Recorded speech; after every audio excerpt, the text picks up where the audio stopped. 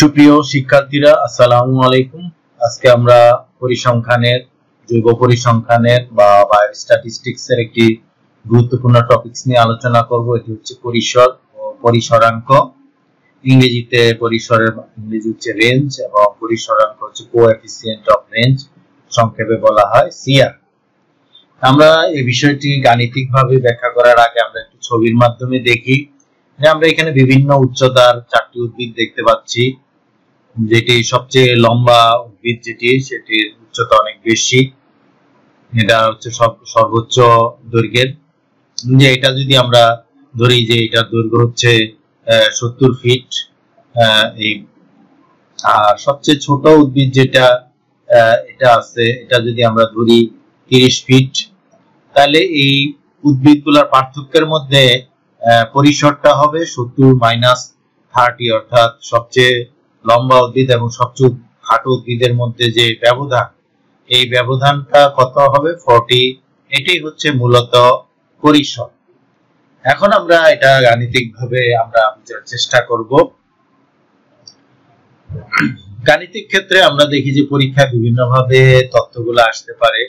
এখানে আমরা যে তথ্যটা দেখতে পাচ্ছি যে 15, 18, 17, 25, 20, 35, এখানে যে তথ্যগুলা দেওয়া আছে, এই তথ্যগুলা হচ্ছে অশ্রেণীবদ্ধ বা বিচ্ছিন্ন, অর্থাৎ এই সংখ্যাগুলোর মধ্যে কোনো ধারাবাহিকতা নাই। এটা হচ্ছে বিষয়তে আমরা অলরেডি গাছের উদাহরণ থেকে বুঝে গেছি যে পরিসরটা হচ্ছে বৃহত্তম সংখ্যা মাইনাস ক্ষুদ্রতম সংখ্যা। আমরা এখানে যে প্রদত্ত তথ্য সারি যেটা আছে, এটার পরিসর বের করার যে সূত্রটা, সেটা হচ্ছে r equal to xn minus x1। xn হচ্ছে সর্বোচ্চ তথ্যের সর্বোচ্চ মান এবং x1 হচ্ছে তথ্যের সর্বনিম্ন মান, আর r দ্বারা এখানে পরিসর বোঝানো হয়ে থাকে। এখানে আমরা সর্বোচ্চ মান দেখি যেটা, সেটা হচ্ছে 35। এখানে আমরা 35 লিখলাম, মাইনাস হচ্ছে সর্বনিম্ন মান হচ্ছে 15। এখানে আমরা 15 লিখলাম, 35 থেকে 15 বাদ দিলে হচ্ছে 20। এই 20 হচ্ছে এখানকার প্রদত্ত তথ্য সারির পরিসর বা আর ভ্যালু। এখন এখান থেকে যদি আমরা পরিসরাঙ্ক বের করতে চাই, সেটা হচ্ছে সিআর, কোএফিসিয়েন্ট অফ রেঞ্জ। এটা এখানে হচ্ছে xn minus x1 divided by xn plus x1 into 100। এটা তো আমরা জানি যে xn মাইনাস x1, এটা আমরা এখানে অলরেডি দেখেছি যে এটা সমান সমান হচ্ছে r। তাহলে এখানে আমরা r ভ্যালুটা লিখতে পারি cr, এইজন্য বা cr সমান সমান এটা লিখতে পারি। আর নিচে তো xn প্লাস x সর্বোচ্চ মান এবং সর্বনিম্ন মানের যোগফল ইনটু 100। তাহলে এখানে r ভ্যালু আমরা আগেই পেয়েছি, r ভ্যালু হচ্ছে 20। এখানে আমরা 20 লিখলাম। সর্বোচ্চ সংখ্যা হচ্ছে 35, সর্বনিম্ন সংখ্যা হচ্ছে 15। এটাকে আমরা 100 দিয়ে গুণ করব। 20 উপরে 20 আছে, নিচে 35 এবং 15 যোগফল হচ্ছে 50। 20 কে 100 দ্বারা গুণ করলে এখানে 2000 হয়, 50 দ্বারা ভাগ করলে এটা হবে 40। তাহলে এখানে যে তথ্য সারিগুলো আছে বা তথ্যগুলো আছে, এই তথ্যগুলার পরিসর হচ্ছে 20 এবং পরিসরাঙ্ক হচ্ছে 40। এইটা এইভাবে তথ্যগুলা যদি এইভাবে দেওয়া থাকে, তাহলে এইভাবে অঙ্কটা বের করতে হবে। এখন আমরা যদি এরকম একটা তথ্য পাই যে যেটা ফ্রিকোয়েন্সি আছে বা গণসংখ্যা আছে, যেমন এগুলা যদি কোনো গাছের উচ্চতা হয়, তাহলে 50 ফিট উচ্চতার গাছের ফ্রিকোয়েন্সি হচ্ছে 5টা, এরকম গাছ আছে। 37 ফিটের 3টা গাছ আছে, 65 ফিটের 8টা গাছ আছে, এরকম আর কি। যে বিষয়গুলা, যে তথ্যগুলা, এটা হচ্ছে একটা নির্দিষ্ট উচ্চতা হতে পারে এবং এগুলা এই উচ্চতা বিশিষ্ট গাছের সংখ্যা কতটা হবে সেটা হচ্ছে ফ্রিকোয়েন্সি, অর্থাৎ 75 ফিট বিশিষ্ট 4টা গাছ আছে। এখন আমরা মূলত এখানে থেকে যে পরিসর বা পরিসরাঙ্ক বের করব, সেটা হচ্ছে তথ্যের পরিসর বা তথ্যের পরিসরাঙ্ক যেটা আছে। আমরা এখানে অলরেডি এর আগের উদাহরণে দেখেছি যে r equal to xn by x1, অর্থাৎ xn তো হচ্ছে সর্বোচ্চ মান আর x1 হচ্ছে সর্বনিম্ন মান।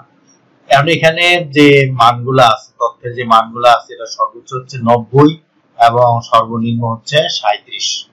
তাহলে এই 90 থেকে 37 বিয়োগ করলে আমরা পাই 53, অর্থাৎ এই তথ্যগুলা থেকে এই তথ্যগুলার পরিসর হচ্ছে 53।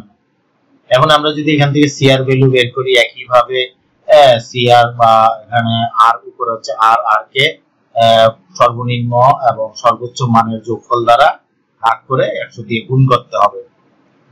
এখানে আমাদের আর ভ্যালু বা পরিসর হচ্ছে 53, সর্বোচ্চ হচ্ছে 90 এবং 37, 90 এবং 37 যোগ করলে এখানে 127 হয় এবং এখানে 53 কে আমরা 127 দ্বারা ভাগ করে 100 দ্বারা গুণ করলে এটার ফলাফল আসে 41.73।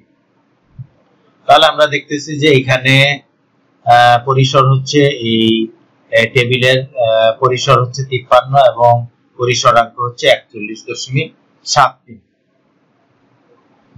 সর্বশেষ আমরা আরেকটা অঙ্ক দেখব, সেটা হচ্ছে যে এখানে কতগুলা শ্রেণী দেওয়া আছে। এখানে হচ্ছে তথ্যটা হচ্ছে শ্রেণী হিসাবে আছে যে 100 থেকে 110 এই রেঞ্জের মধ্যে ফ্রিকোয়েন্সি হচ্ছে 8টা, 110 থেকে 120 এখানে ফ্রিকোয়েন্সি হচ্ছে 15, 120 থেকে 130 ফ্রিকোয়েন্সি হচ্ছে 30, 130 থেকে 140 এর ফ্রিকোয়েন্সি 20, 140 থেকে 150 এর ফ্রিকোয়েন্সি 12, 150 থেকে 160।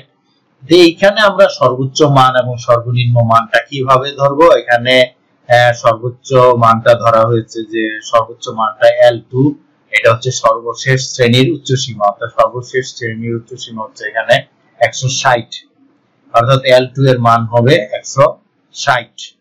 আর L1 হচ্ছে প্রথম শ্রেণীর নিম্ন সীমা, প্রথম শ্রেণীর নিম্ন সীমা হচ্ছে 100 এইটা। তাহলে এখানে আমরা যে আর ভ্যালু যেটা আছে সেটা L2 হচ্ছে সর্বোচ্চ সীমা আর L1 হচ্ছে সর্বনিম্ন সীমা।